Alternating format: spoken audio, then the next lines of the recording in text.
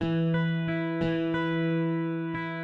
decided you're ready to become a parent, and suddenly you're overwhelmed with people who feel they have the right to inform you on the correct way to conceive, give birth, what fears you should have, and the proper way to parent.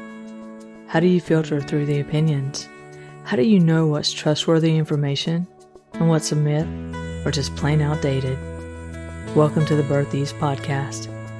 Join your host Michelle Smith and her guests as they cut through the noise and fear by sharing valuable tips, tools, and proven methods that help you connect with your own inner wisdom as you navigate the sacred journey that is pregnancy, birth, and parenthood in a more relaxed and confident manner. This podcast does not constitute, nor is it intended, as medical advice. Welcome to the first episode of the Birthies podcast. I'm your host, Michelle Smith. Thank you for being here with me. The process of creating this podcast takes me back to the powerful mix of feelings we women can experience when we've been dreaming of conceiving a child, and that pregnancy test is finally positive. As with any newly pregnant woman, I have such a mix of emotions: excitement, disbelief, fear of the unknown, joy, thoughts contemplating what the future will hold, and of course wondering, oh crap, what have I gotten myself into? Am I really capable of the responsibility that all of this will entail? Like all pregnancies and births, I know that it is an opportunity for introspection and transformation. It will cause me to dig deep and walk through my fears. Just as a growing pregnant belly or a new baby in your arms does, it will open me up to the opinions of others. And some of those opinions will come from a place of love, wanting to be helpful. Other times, those opinions will come from someone that does not understand that their comment is unhelpful and laced with fear. At times, people are just plain mean and inappropriate. Some voices will be valued. Others will bring pain. It will create a vulnerability within me. And yet, I know that without vulnerability, there's no possibility for growth and expansion, nor an opportunity to serve. In this episode, I will be sharing a bit about myself, my pregnancies, and my experience as a birth professional, in addition to my intentions for this podcast. Thank you for sharing this journey with me, as I do my best to help you navigate all the nuances that pregnancy, birth, and parenthood bring. To begin, I have been fascinated with birth since I was a little girl. I vividly remember being about 5 years old and watching a television show in which a woman gave birth. I began crying, not out of fear, but because it touched this place deep within me, even as a very small child. And I was hooked. From that point on, I must have caused some embarrassment for my mom and my aunt because I was constantly pretending that my Barbie dolls, my cousin, or myself were pregnant and giving birth. I knew exactly how the pregnancy and birth process worked, and of course, I needed to deliver the baby. Needless to say, years later, I was thrilled to learn that I was pregnant with my first child, and so excited to finally have the opportunity to give birth. Unfortunately, the experience was filled with trauma and obstetrical violence for both my baby and me, a far cry from the natural birth I envisioned during my pregnancy. 4 years later, after our daughter's birth, my husband and I decided to have another child. Somehow, I knew I was pregnant from the very moment I conceived, and I was already bonding powerfully with that babe. Unfortunately, I became sick and I ran a high fever. A few weeks later, I lost that pregnancy and was heartbroken. Looking back now, and with a deeper understanding of trauma, I understand why my husband and I decided not to have any more children. One was enough. God, however, had different plans. 2 years later, while praying in a silent prayer chapel for some friends of ours that were having difficulty conceiving a child, I heard a voice outside myself telling me that I too would conceive a child. Shocked and surprised, I explained to the heavenly voice that my husband did not want any more children. The voice assured me that he would change his mind. 2 months later, he did exactly that. During this pregnancy, I was with an obstetrical practice that had 19 different doctors within it. The possibility of having a stranger attend my birth was very disconcerting for me. I still remember the relief that I felt when the doctor that cared for me during my miscarriage walked into the hospital triage room while I was in labor. I had this unconscious, yet strangely palpable thought, I know him. I can have my baby now. This birth was far better than my first birth, though sadly it was still traumatic in many ways. After her birth, I learned about doulas and the continuity of care that they can provide for families. Doula is a Greek word meaning a female slave to another woman. Fortunately, the modern meaning now refers to a birth professional that provides non-medical, educational, and emotional support to a woman and her family during pregnancy, labor, and birth, as well as the postpartum period. In addition to prenatal visits, once a mother's labor is active, her doula remains with her until approximately 1.5 to 2 hours after the birth of the baby. Doulas are available for questions and support after the baby is born, and many doulas provide additional postpartum care. This concept really intrigued me. I realized that it was what I had been subconsciously searching for during my last birth, and what I thought I had working with an obstetrician that was in solo practice, and that I had begun informally providing this type of support to friends and family. During this time, I began exploring more holistic approaches to healthcare, and this led me to find Special Beginnings Birth Center for the birth of my third child in 1999. The holistic approach to maternity care that my midwives provided was like a healing balm. As a part of my prenatal care, my midwife, Suzanne, asked me to tell her about my birth stories. As I shared what happened during my first birth, she stopped me and said, "Michelle, that must have been so incredibly traumatic for you both." I looked up at her and I began crying. No one had ever voiced or acknowledged the obstetrical abuse and trauma we had endured. There had never been any thought or discussion beyond the underlying belief structure that the experience for a mother and a child was really of no consequence. All that mattered was a healthy mom and a healthy baby. That was the only goal. This is just the way things are for women, so be grateful your baby and you are alive. Because of this mentality, I never thought to talk about it. She held me with my head on her shoulder and allowed me the time I needed to cry and begin processing the trauma my baby and I had experienced. I also wept at the knowledge that this birth center was available at the time of my first pregnancy.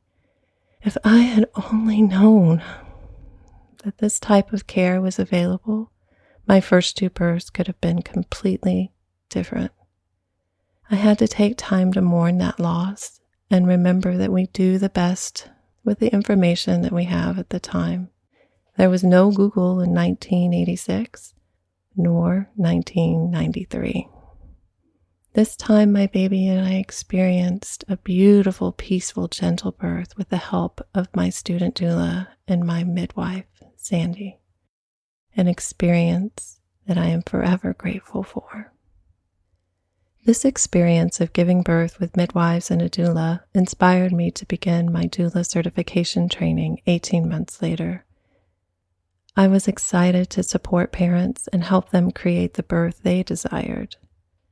Shortly into my career, I attended several births in a row in which a mother, her partner, or a relative expressed during the birth that they were facing what they considered to be their greatest fear realized. While some obstetrical emergencies are unavoidable, I did understand how fear and unaddressed trauma can follow us and inhibit or shut down a labor. This sparked me to seek out ways to help parents realize and release their fears in order to work with instead of against the process of birth. While I could help families understand their options in maternity care, I also wanted to provide them with powerful tools to achieve the natural birth they so often desired, and which I believe our female bodies are intrinsically designed to do. I was already familiar with the power of hypnosis, and I began researching different birth hypnosis methods. I found Winifred Cochling's book, Hypnosis for a Joyful Pregnancy and Pain-Free Labor and Delivery. This book led me to become certified as a hypnobirthing practitioner in 2003. During the training, I knew deep within my soul that this is what I was meant to do. I was then blessed to certify as a hypnobabies instructor in 2004. My love of clinical hypnosis and the results that it can and does achieve drove me to develop a specialization in my hypnosis practice working with women and families. At 41 years old, I was fortunate to become pregnant with my last child. I sincerely prayed for this pregnancy and birth to help make me a better doula and childbirth educator. I knew every pregnancy and birth has something to teach you, but like they say, be careful what you pray for. Experience really is the best teacher. Somehow in all my training, the possibility of prenatal depression and its implications had never been addressed. This pregnancy turned out to be much more challenging than my previous ones, due in a large part to stress. I chose to have a water birth at home with this baby, and the support and care I received from my midwives, Kathy, Robin, and Jenny, was incredible. This time when I shared my pregnancy history and previous birth experiences with Kathy, her jaw physically dropped as I explained the obstetrical abuse I had endured. Since my last birth went so beautifully, I never expected to revisit that trauma. However, during the transition phase of labor, I found myself sitting in my birth pool, rocking back and forth during the contractions, saying to myself aloud, I'm safe, I'm safe, I'm safe. Triggered by the pressure I was feeling in my pelvis, my body instantly transported back into the horrors that I experienced 22 years prior when my first child was ripped from my body with forceps. I was flashing back to all the abuse and obstetrical violence my firstborn and I endured at the hand of my personal obstetrician and the anesthesiologists that were entrusted to care for us.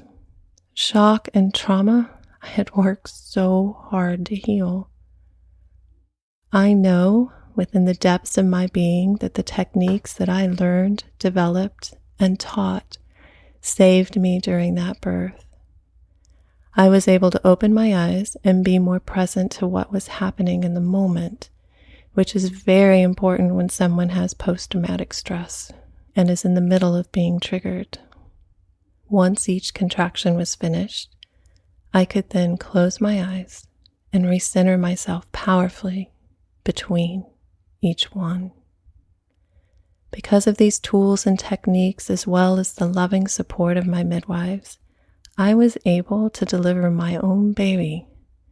This was what I had dreamt of. It was so incredibly healing and empowering. This experience of her birth deepened my commitment to serving families with birth trauma more fully. As I worked with couples that had experienced a previous traumatic birth or had experienced perinatal loss, I understood their mixture of joy and fear as they were now often tentatively celebrating another pregnancy. In my sincere desire to more fully support families, I delved into trauma and perinatal loss training with several institutions. As I have grown as a birth professional, I have thoughtfully chosen to no longer recertify nor be affiliated with neither the Hypnobabies Network nor the Hypnobirthing Institute. Both programs are excellent. I sincerely admire the founder of each method. I am grateful for all they have taught me and all they have done to advance the field of hypnosis and to normalize natural birth. I simply felt uncomfortable having to choose one brand over the other, to the exclusion of all others, or teaching a particular hypnobirthing philosophy or childbirth hypnosis curriculum. I prefer to tailor my instruction and skills to reflect each family I work with. I also found myself limited by the restrictions placed upon hypnobirthing practitioners regarding the option to create their own recordings for students.